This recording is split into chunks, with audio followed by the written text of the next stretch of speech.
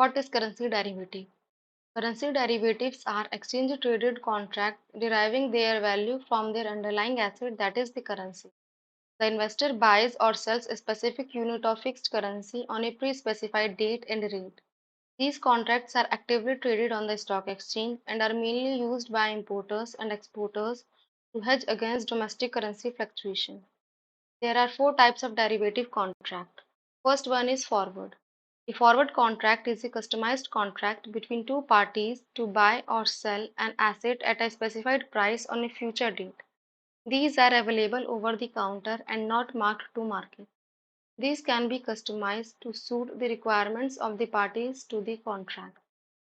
In future type of contract, the traders lock in a specified price for a particular currency to buy or sell at a future date, regardless of the price of that currency in the open market at that time. Whereas options allow counterparties to buy or sell the currency asset at a pre-decided price at a future date. But unlike futures, the counterparties may choose not to trade by the time the contract expires. Thus, options give the right to buy or sell but not the obligation. Options are further divided into call option and put option.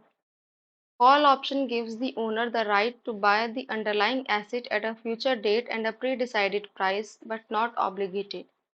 Opposite the call option, the put option gives the owner the right to sell the underlying asset at a future date and a pre-decided price but not the obligation to do so. Swap in finance.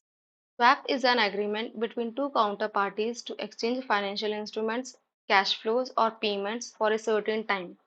The instruments can be almost anything, but most swaps involve cash based on a notional principal amount. There are merits of currency derivatives are hedging, leverage, speculating, arbitrage. The demerits of currency derivatives are high volatile, speculative feature, counterparty risk. Now let's talk about what is digital currency. Digital currencies are not the same as the transactions made on digital payment portals. Transactions on these portals are merely an exchange of fiat money facilitated by technology where no physical exchange is taking place between parties involved in the transaction. A digital currency, on the other hand, is another category of fiat money that lacks any physical attributes and exists only in electronic form. Characteristics of digital currencies are it lacks physical form, it facilitates transaction across international borders. Digital currencies are not a legal tender. These currencies can be centralized or decentralized. They can transfer value, 24 by 7 available, no manufacturing required. Digital currency in India. Generally, digital currencies like cryptocurrencies are decentralized money which are free from any government or central bank chain. But in India, RBI issued tokenized version of Indian rupee as a central bank digital currency CBDC, which is known as digital rupee or e-rupee. Legal tender.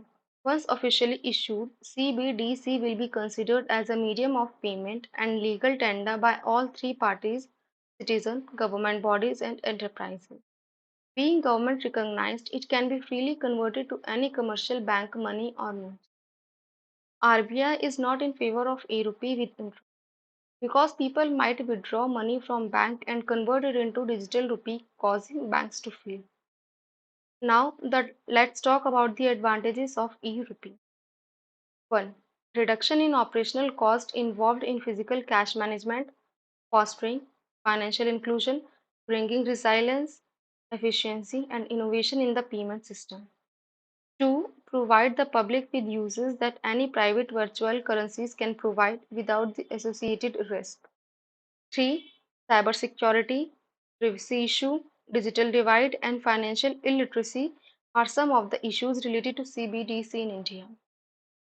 Now let's discuss the difference between digital currencies and cryptocurrency.